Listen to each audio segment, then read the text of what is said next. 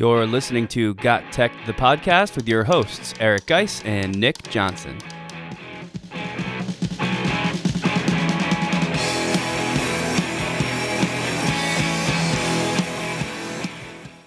Welcome back to GotTechED the Podcast. This is episode 18 called STEM Misconceptions, 21st Century Mindset, and Teachers as Leaders. In this episode, we'll discuss some misconceptions about STEM education, the mindset of 21st century teachers using the 4 C's, and how to develop teacher leaders amongst teachers. As always, we'll close this episode with another Tech Battle Royale.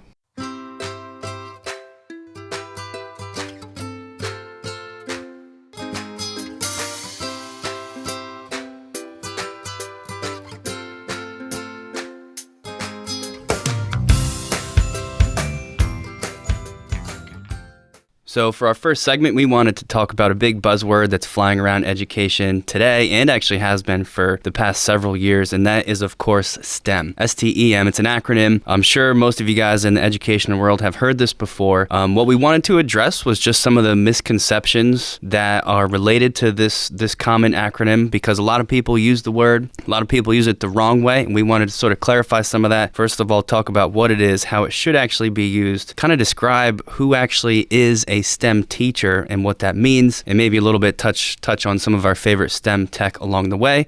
Guise, as a former biology teacher, and myself as a chemistry teacher, we've been hearing this for a long time. We've known about it for a long time, and it's really starting to take hold in a lot of school districts today. Ours is no different. So that's what our first segment is going to cover. I thought it would be kind of helpful to just sort of throw a definition out there that includes what these words actually stand for, just in case some people aren't clear about that. I found this on an NSTA website just to sort of get us talking about the whole subject. This particular person defines STEM as an interdisciplinary approach to learning, where rigorous academic concepts are coupled with, here's the key, guys, you're going to like this, coupled with real-world lessons as students apply science, technology, engineering, and mathematics. And there's our acronym, science, technology, engineering, and mathematics. So what do you think about all that? I love that definition. I'm fired up on this topic because I often find myself in discussions at several conferences or workshops or online professional developments talking about STEM. It's something that I have a passion for, being in charge of the Media Center. This is something that we want to work towards getting a makerspace within the Media Center, but it needs to be connected to curriculum. And our curriculum that we're driving here is a STEM curriculum.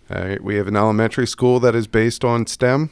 They have a STEM program where kids actually are rooted in STEM classes. Now, I'm saying STEM classes. Right. Let's clarify what that means, because a lot of people, when they hear I'm a chem teacher, and you probably get the same thing or used to get the same thing. As any science teacher, a lot of times what you'll hear is, oh, so you're a STEM teacher. Or if you teach math, people say, oh, you teach STEM. No, you do not teach STEM. What you do is you teach a course within the STEM platform that teaches students skills. That's what you do. You are a skill driver. You develop these skills within the students so that way when they go down the line and they have a actual STEM course, that is a course that takes in STEM, technology, engineering, and mathematics, all those skills that they've learned along the way, and they put that towards solving or making a solution to a real world problem. Well, that's the one piece of the definition that I think is so important. I guess there's kind of two, but for me, it was just that word apply. Just teaching chemistry or just teaching algebra, that's not STEM. Like you just said, you're teaching the tools to do STEM, to do engineering, to solve problems in new and creative ways. So I just think it's really important that as educators, we use the term properly and realize that just because you teach a science or a math or even just a technology, those are just pieces of the larger puzzle. And to truly be STEM, I think the critical piece is that engineering component, which I know scares a lot of people, but really, when we say engineering, we just mean solving problems. Here's a problem in the world. Let's clarify that problem in the best way we possibly can. And then from that clarification, let's work through possible solutions. Let's test it. Based on those tests, let's see what we did wrong or could do better. Let's try it again until we've solved the problem or refined the problem. And sometimes along the way, you realize you were asking the wrong you had the wrong problem defined to begin with, and then you got to totally restart. That's what it should really be all about. And I think just a lot of straight classic science math teachers don't do that. And not to their fault. That's not what your class is probably supposed to be. But you just got to be careful the way you use the word. Yeah, let's just think about the real life world, the real world and how it works. All right. Take a bridge, for example. Are bridges made the same way now as they were 50 years ago? No. They're using different materials. They're using different structures, different designs and stuff like that. And they're not doing that because it's, less effective. They're doing it because it's more effective.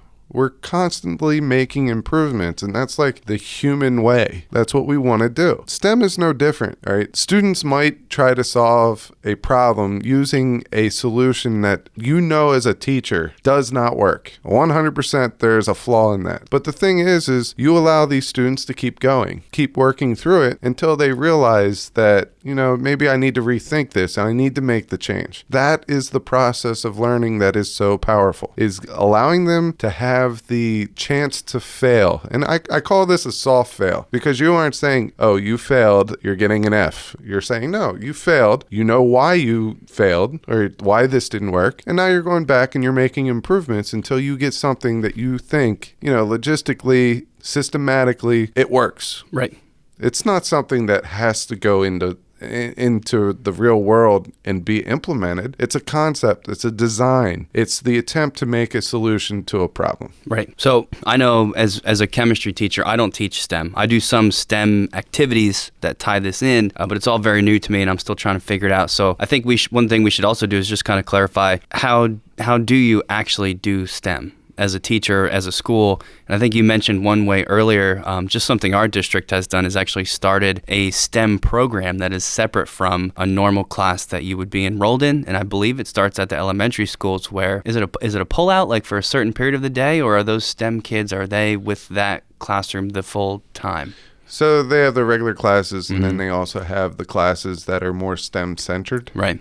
So that's the way I understand it. And as they come up through the middle school, they have more opportunities to take STEM-involved courses. So they're learning STEM skills in their sciences, in their engineering classes. But really, I always bring back and I try to reflect on what doesn't work. Sure. In the school year. And one of the things we've talked about before is that fourth quarter for seniors. I hate the fourth quarter for seniors. You got AP testing, you have this testing, that testing, and then you have 3 weeks in which these AP kids are like, I already took the AP test, I already took your final. Yep. What do I do? Yep.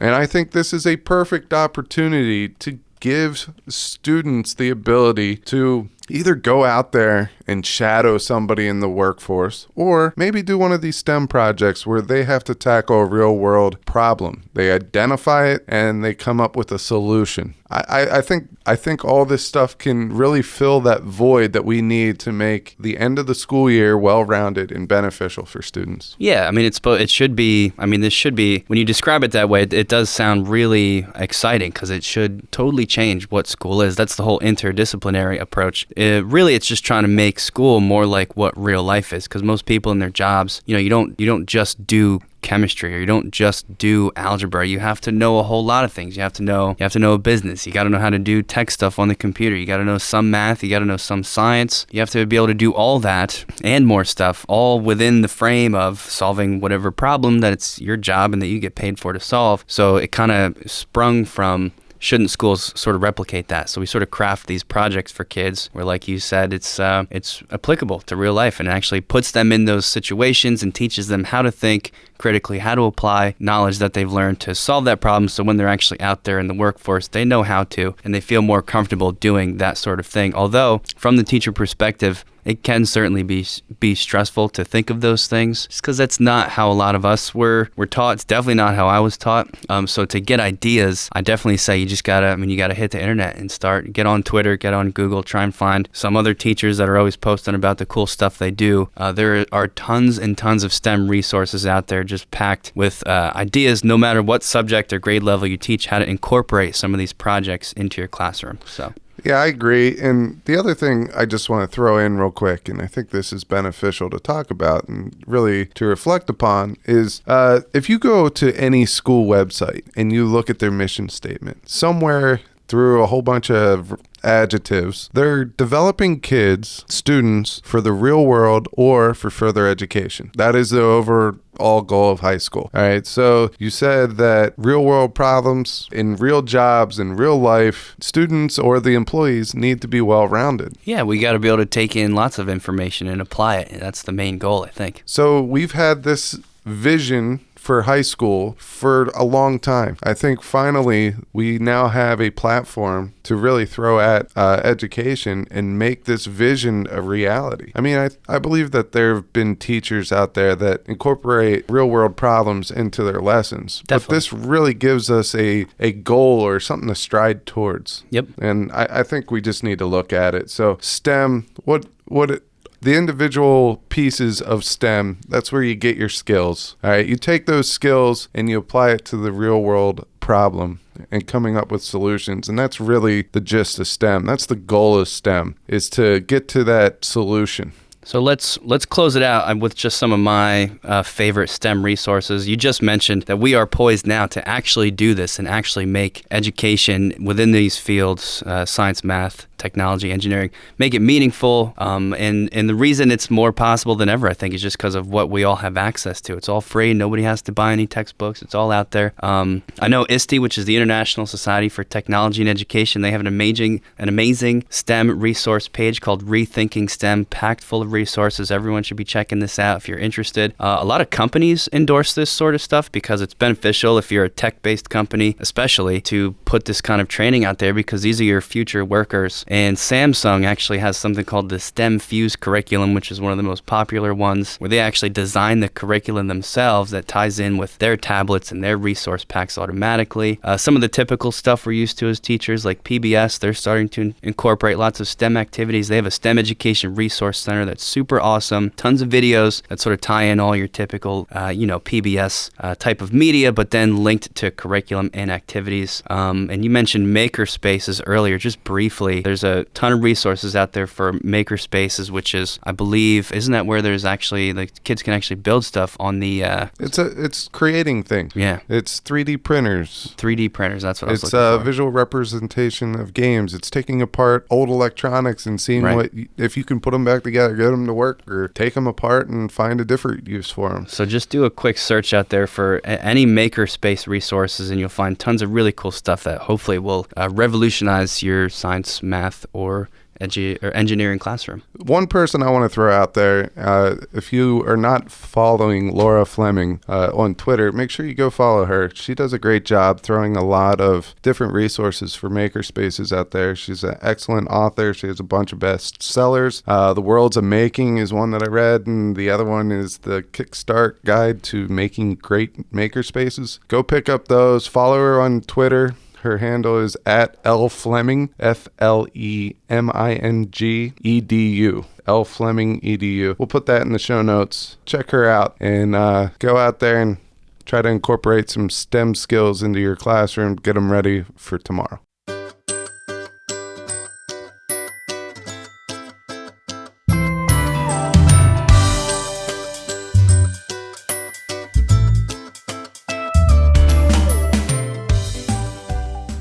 Fitting right along with STEM is the 21st century learning. There are a lot of different ways that people describe this: 21st century learning skills, 21st century learning, 21st century super skills. There's several different ways that we could bring it, but really it comes down to the 4 C's, which are communication, collaboration, critical thinking, and creativity. So Nick and I just wanted to bring up a little bit about each one of these, kind of go over it. I think it fits in with STEM perfectly, so we decided to bring this one along for the ride on this episode. So yeah. Why don't we tackle communication first? Sure. So communication, one of the important skills for 21st century learners, obviously that just refers to sharing thoughts, questions, ideas, solutions. There's that STEM piece again. Some of the easiest ways that can be done for within the modern classroom, of course, would be social media, things like Twitter. Whatever you think about social media platforms, they definitely have an important use in the classroom that allows students to share ideas amongst themselves. Maybe electronic discussions can take place if used the proper way, using a certain hashtag, kind of grouping everyone's ideas in one place, making communication really quick and easy. Also in a very applicable way to the way a lot of business in the world is run today. Things like Flipgrid, to mention probably the most popular one that allows students to communicate with each other and share their ideas in an electronic platform where they post videos of themselves. Even something as simple as YouTube. Anybody out there who's absorbing media from YouTube or creating it, all you're really doing is communicating those things. So educating students that way, sharing content with videos found on YouTube or any other similar platform, I think hits that 21st century communication really well. Yeah, I feel like some of these platforms really go the whole way across the 4Cs, but I don't think we could leave out our learning management systems either. If you go back as far as Sophia or Google Classroom or Edmodo or even our OnCourse, what we use here, I mean, a lot of those have discussion boards. They're very similar to Facebook. You can throw Facebook out there. I know that there are teachers out there that use Facebook. They have a class page or whatever. Yep. Google Plus, the groups, that's also another popular one. I think that one's picking up some speed a little bit, and it's catching up to some of the other ones. But these are all great communication avenues where people can share thoughts and ask questions, provide ideas, and it's all just out there, and it's ready. Like, this is something that we're in right now. We're in the social age of technology. So moving on to collaboration. I mean, the monster. That's a big one. Collaboration, of course, just working together, working in a group, because that's how everything happens in this world today. I can't think of too many jobs left where you work in isolation. So you got to be able to work as a team, combine talent. If one person's good at one thing, but other people are good at other things, recognizing that, pulling in different expertises, and working, I hate to use the old saying, but working smart, not hard, and using people for what they're good for towards one common goal. I don't think we need to say much more about collaboration than the Google platform, which if everybody, we talk about it all the time, but that's like the peak of the mountain, at least for me, in terms of collaboration. Absolutely. G Suite for education. Good stuff there.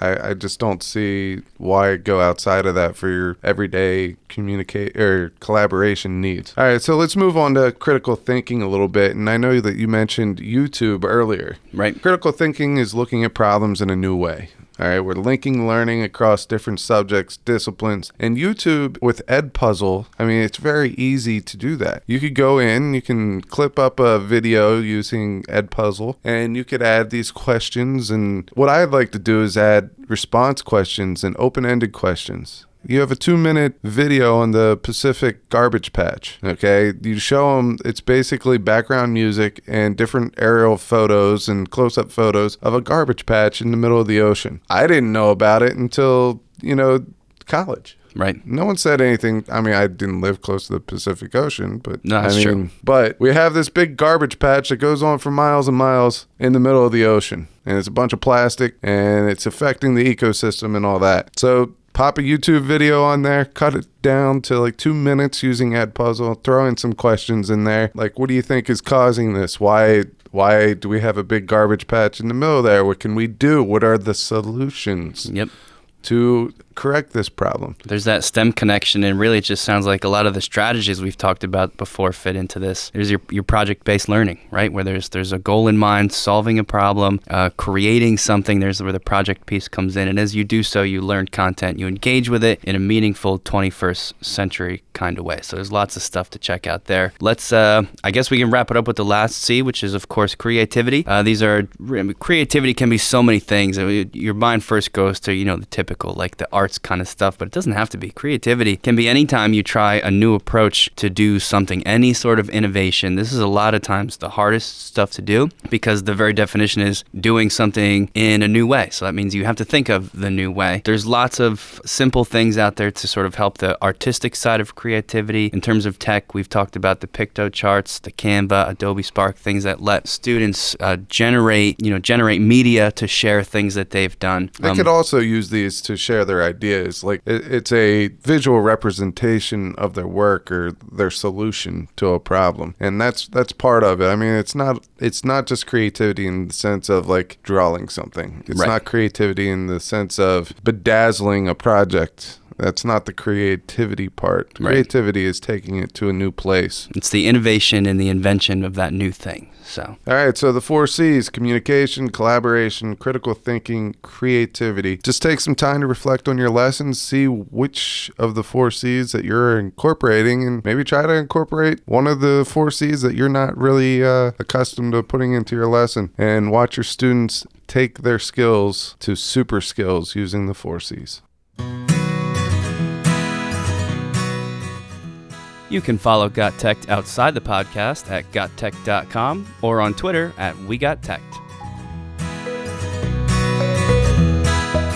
Originally, Nick was supposed to start off this episode, but I'm going to sweep in real quick because I know that he won't say anything, and really I know where his story starts at. But I think we need to preface where he started this story or where he got this story. Nick was our school's Teacher of the Year last year, which is a super cool honor. We have a lot of talented school teachers in our district. And but then he took it a step further and he got our County Teacher of the Year. And that's huge. It's the first one, I believe, from our school that has ever gotten County Teacher of the Year. Yeah, I think so. It was pretty cool and pretty cool honor. So basically, Nick has been awarded this award, which says that he is a great teacher. But I will tell you another thing, he's also a great leader. And Nick is not your leader that's going to go out there and be super vocal. He's going to be your leader by doing and actions. So in this case, he went to a retreat with all the other county teachers of the year, and they talked about how to be a good leader as a teacher. So enter Nick's story. I was like, yeah, thanks for the nice intro there. It's something I noticed at this seminar I had to go to as part of the County Teacher of the Year program, and I brought it back and told Guise about it and thought it would be a cool segment just because public schools today, all schools today, we all have really tough jobs. Money's tight, the order is tall, there's lots to do, and there's not a lot of time to do it. People are burnt out. It's just a really difficult thing to do. And I think schools struggle with how to train their teachers properly, how to make teachers feel empowered. And I know for a fact also schools spend a ton of money on providing professional development to their teachers, much of which the teachers don't find valuable or they don't feel like it's actually applicable to them or doesn't relate to the subject they teach. There's all kinds of reasons teachers don't respond to PD. And one of the sessions I was at just kind of struck me as particularly powerful. There was a quote on the screen, and I've been looking for it for the past 2 days. I cannot find it anywhere. I just have a small snip of it that I took a picture of on my phone. But I think the snippet sort of does the job anyways. The quote is that there is a sleeping giant within public education. And then I lost the rest. But the sleeping giant that the quote's referring to is teachers themselves. Because teachers themselves, all the entire faculty is the leadership that should be and could be so powerful if just some things about the culture of schools changed. So the session was kind of about sort of trying to change that culture so that teachers recognized each other as professionals, as leaders, and recognized each other for the things they're good at and built on that. And the whole idea being, if I know there's a couple things I'm really good at, and I know there's a bunch of things I'm not that good at. So imagine if I wasn't ashamed, I wasn't embarrassed to have people other teachers into my room, watch me do the things I'm not so good at, specifically because I know that those teachers are better at them. Running discussions, it's not my strong point. Well, I could have someone come watch me run a discussion without fear of people talking about me, thinking that I'm not good at that particular thing, and then provide constructive feedback. Just imagine if that's the way schools were, and all the PD, all the professional development that happened just kind of came from each other. You wouldn't need to spend thousands of dollars to bring in outside people, at least not as much. It would just sort of run itself. So that's kind of what the whole theme of this was, and this sleeping giant of sort of changing the culture of teachers to help each other rather than come in, shut your door, do your thing, hope nobody walks through so nobody sees you do something that maybe you're not the best at, and sort of getting that open door policy going to really help each other. So that was the theme of it all. That's pretty cool. I mean, I took that quote in 4 different ways. Yeah, you can. That's the cool part about it. I'll just share a couple. I mean, Sure. There's a sleeping giant within public education. When I think of sleeping giant, I think that there's a person that is bound down. I immediately went to teachers, partially because you were a teacher, you went there. But Yeah, sure. I'm also on that little, the mindset. My mindset is there, but I'm thinking of this teacher, and every single responsibility that teacher has is like adding another 5-pound sack of potatoes on their shoulders. Yep. And that giant is getting bogged down with all those sacks of, it could be whatever, 5 pounds of whatever. But anyway, you have all your PD, mandatory PD, all these videos that you have to do, CPR certification, this, these standards trainings, new grading system, look at the IEPs, go to 504 meetings, Wow. all that stuff. Just throw it on top of there. Yep. 504. Good one. But anyway. I'm getting stressed out just listening to you give that list. It's so much stuff. But it's so much stuff. If we found ways to, get those 5-pound sacks off that teacher's shoulders, then yeah, we could awake these giants. Right. And, there's these super teachers out there that have all that stuff on there, but are so strong that they find time and they find ways to still make a difference in school. Right. The other thing I think about is my high school football coach. Now, I will tell you, I didn't play football in high school, but he was also my social studies teacher, and we all just called him Coach. Okay. It's just I guess that's where I grew up. Yeah, maybe that makes sense. That's true elsewhere, but sure. He used to hand out pieces of chain link to all his football players during football season. And I remember asking him, why do you give everyone the chain link? And he says, your team is as strong as your weakest link. And when you're telling me about this program or this idea where teachers can let other teachers know, like if you're really good at running a debate and I want to try it, yeah, and you come in and you watch me and I'm not thinking I'm getting judged, yeah, I'm thinking as that chain link getting a little bit stronger each and every time. So if you picture a teacher with 30 different skills, these are the 30 different skills that we say make up a teacher, and each one of those is a chain and they're a part of that chain, and each time they strengthen a skill, they're strengthening each one of those chains. And that's really what we want to do, is we want to make sure our chain is equally strong at whatever point in that chain. That's an awesome analogy. It really fits well with kind of the whole theme of that. And I think a couple of things that you touched on is again sort of changing the culture of the school, where we're really just out there to help each other and recognizing that we're all part of the same thing, and it should feel that way too. And I know this all sounds really lofty, like, oh yeah, great, in the perfect world that's how it should be, but that's never going to happen, which is possibly true. But I think they did give us some concrete ways to tackle this. So if anyone's listening to this and saying, yes, that's awesome, I feel like I could be a teacher leader in my school to start this change, there's some definite things you can do that at least opens the door for this to happen. If you are a teacher in New Jersey, there's a special program called Title II-A, which supposedly supplies funds for teacher leader programs. I don't know a whole lot about it, but I do know, as it was explained to me, that there's a thing you can do that actually adds an endorsement to your teaching license. So it's like just an additional, I don't even know what really that means, an endorsement. It's like a thing that sort of goes along with your license. And supposedly these funds are there to possibly pay you more or pay you to run things and do things at your school for other teachers, to help train them, to share the knowledge that you have. So that's an avenue that people can pursue. Title II-A funds. There's another program that they talked about called a Pineapple program. The whole idea is if you want to be part of this culture change in your school, you take a little image of a pineapple, which is like the universal welcome symbol, supposedly, and you put this pineapple image on your door. And if you're a teacher with the pineapple on your door, that just means that anyone can come into your classroom anytime and just sit and just watch what you're doing. Something like this is going to start small, but the idea is if it becomes positive and people start talking about the benefit of that, it expands, and then hopefully there's just pineapples all over the place, and that's just how your school becomes. I could also see in this working on an even smaller scale instead of just school-based, PLC-based. You work with these guys all the time. Guys or gals. Yeah. You work with these people all the time. So maybe you start something where you guys can take turns going into each other's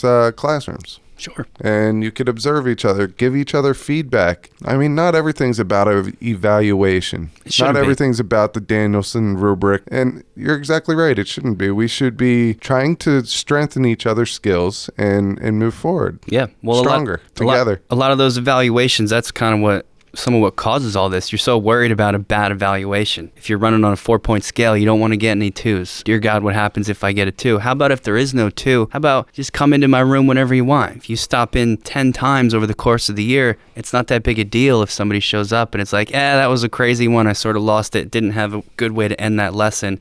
But then they see 5 other good ones, and it just sort of takes the stress away of, I'm getting observed tomorrow, actually. I'm feeling a little bit of stress right now just because I know someone's going to be in there circling those numbers. Never had a bad evaluation, but there's something about it. It just promotes a negativity that something like this Pineapple program can help to avoid. Let me ask you a question going along with the evaluation. So when was the last time for an announced evaluation? We get one unannounced and, you know, a couple more informal observations. But when was the last time you tried to do something new when you knew that you were getting evaluated? Never. I just always do the same old. It definitely hinders creativity in the classroom. Yep. I mean, why you want to do something that's safe? There's a number being put on you saying, hey, this is your number. That's the one, yeah. You're 3.14. That's your number. And it's also another famous number. But yeah, I mean, it's like a stressful thing, and I think there might be better ways to do it that sort of uses everybody in a way that's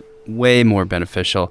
If you think this is not a possibility for your school, I'm also going to recommend us, again, hitting social media. There's a hashtag for Twitter mostly. I'm pretty sure it's not on Instagram yet. It wouldn't work there. But for Twitter, that's called hashtag observe me. So if you want to do this but nobody else is on board, you can videotape yourself, post that video, just a clip or the whole lesson, whatever you want, on Twitter with the hashtag observe me, and other teachers, other educators following that will watch and will comment in a constructive way and hopefully give you some feedback that you cannot get in your own school district. So there's some cool stuff here, definitely worth checking out and thinking about maybe ways to change the culture in your school for the better.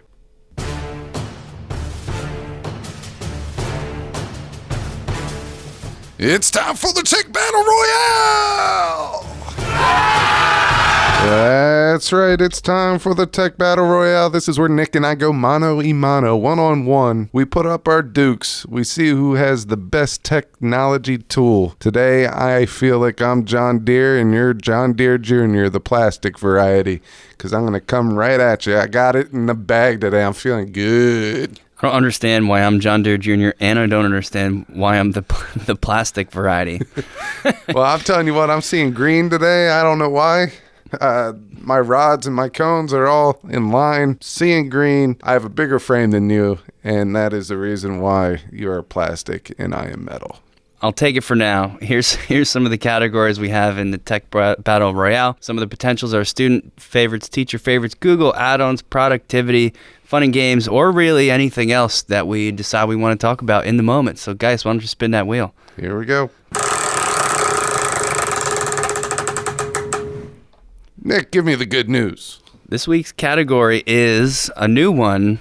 I'm going to call this Money Savers. I told you I was seeing green. Yep. You were right about this one, which is surprising because you are colorblind, so your rods and cones are all busted anyways, so it doesn't make any sense. But this is a good one because teachers always a little bit strapped for money, especially when it comes to buying things for your classroom. Maybe you don't get as big of a budget as you think you need. There's a lot of resources out there to help with that, so we're going to share a couple things that we know. I'm going to say you can go first. Sure. I'm pretty sure I won like the last 57 of these. So. I definitely won the last 2, but I'll still go first if you want to. So here's mine. It's called Digital Wish. The website is digitalwish.com. Digital Wish does a bunch of different things, but I think the best way to describe it is just like an all-purpose, all-in-one-place location for teachers that want to bring technology to their schools but don't have the funds to do so. I'll just list out some of the stuff that Digital Wish allows you to do, and there's tons more. I'm just trying to hit the big ones. Digital Wish allows you, first of all, to donate. So if you're looking to give money to a charity and education is important to you, you can give money to a bunch of different funds that they collect for on this site. Part of the money giving is actually, they have a link called Find a School. And if you click on the Find a School link, you get a map of the whole country. You can click on any state. From there, you can click on any county. And finally, after clicking on the county, it brings up a list of schools in the county so you can donate money to a specific school. I'm assuming those donated funds kind of go somewhere into some kind of a place or an account that school has access to and can then use to purchase things that they need. So like I said, if you're looking to give money, this looks like a pretty good way to do it. On the other side of things, if you're looking to do the purchasing, if you work for the school in a teacher capacity or anything else, Digital Wish allows you to both fundraise and shop. If you click on the fundraise link, it pulls up just a little banner that kind of explains the fundraising process and how to go about this to set up that fundraising through Digital Wish. It also has a shopping page, which I think is super interesting.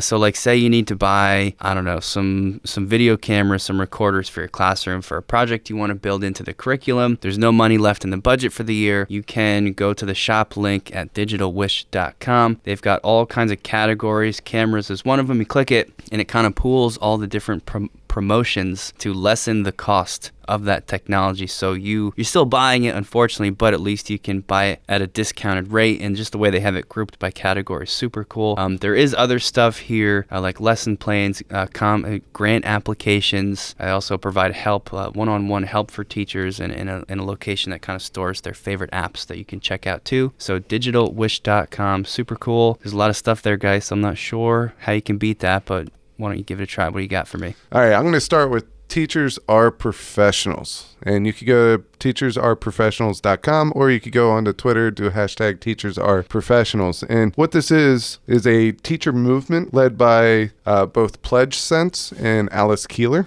Alice Keeler is like a superstar of EdTech, Google Sheets. She's the queen of Google Sheets. I saw her as a keynote at one of the professional developments that I went to over the summer. She is a very feisty, high energetic woman who is very successful in what she does. And she supports a lot of things, and this one is none different. I brought out my Southern, none different there. I liked it. But anyway, Teachers Are Professionals. What you do is you go there, and this program, what their goal is, Pledge Sense and Alice Keeler, what their goal is to stop getting teachers to pay out of pocket. All right, we are all professionals.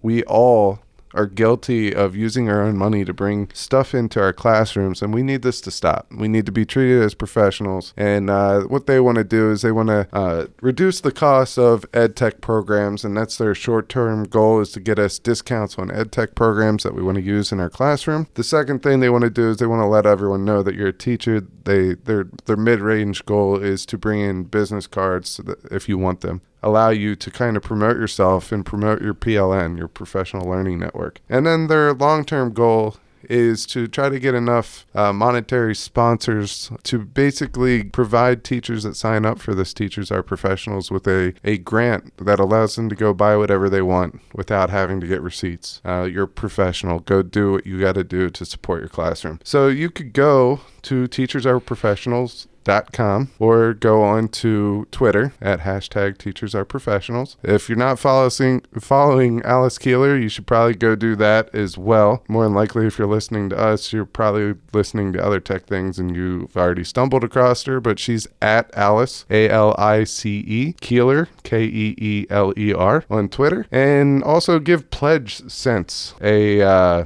follow as well. So if you go on and you search for Pledge Sense, you can also follow them as well, because that's a pretty good partnership. That's at Pledge, PLEDGE, Sense, CENTS, and give them a follow as well. Yeah, that's an important one, because I think it's a big problem that a lot of the times teachers aren't seen as and treated as professionals. So that's kind of an important cause, especially when it comes to the whole money thing. A lot of people in a lot of professions, if a lot of business fields at least, if you need to go out and do something, you get that company credit card, you just go do it. You're still accountable for it. You still have to be able to explain it. But it's definitely not like that for us. So this is kind of a cool program. I didn't even know about this. What was the Pledge Sense thing? Is that the organization behind or helping to organize? Correct. That's the organization that is helping to organize this whole initiative. So it's pretty cool. That's a good one. I don't know. They're a crowdfunding. It's a crowdfunding source. So, just go follow them. Follow all three. Go to Teachers Are Professionals. Sign yourself up. It's a movement. And, we're not saying that anything bad about anyone. We're just looking at the teacher and we're saying, hey, we're worth it. And we're doing a lot to change tomorrow. And we're just getting together as a bunch of teachers to support a cause that we believe in. All right. I'm going to make this one real easy just because that's something that's really super important to me, seeing teachers as professionals and treating them that way. I think you might have a slight edge on digitalwish.com for this round. Is that too simple? No, I don't think so, because I think even though you're giving me the win, you're recognizing that, teachers, we can band together. And we had a couple themes in this episode, and it was 21st century learning and really how to lead and how to get together and join together as teachers to strengthen our climate, our school climate, our environment, and our profession. So I say it's a worthy win for me, and I'll take it. Whether or not you're going to give me it wholeheartedly or, just based on your own morals and values, I'll take it either way. I was just getting tired of winning, to be honest with you, so figured I'd throw you a bone this time. All right, here comes my victory speech. Well, there you have it. I slayed the giant and Nick Johnson this week, bringing it back home to the good side. Today's victory speech is inspired by STEM Initiative's 21st Century Learning and Creativity. William Pollard, a physicist, once said, "Without change, there is no innovation, creativity, or incentive for improvement. Those who initiate change will have a better opportunity to manage the change that is inevitable." I get it. There are many good reasons to keep things status quo, but I would like to challenge you to find one reason to go against the grain and make a change that inspires creativity in your students. So for next time, think of ways that you can make that change to inspire creativity within your students. You can follow us on our webpage at www.gottech.com or on Twitter at WeGotTech. Until next time.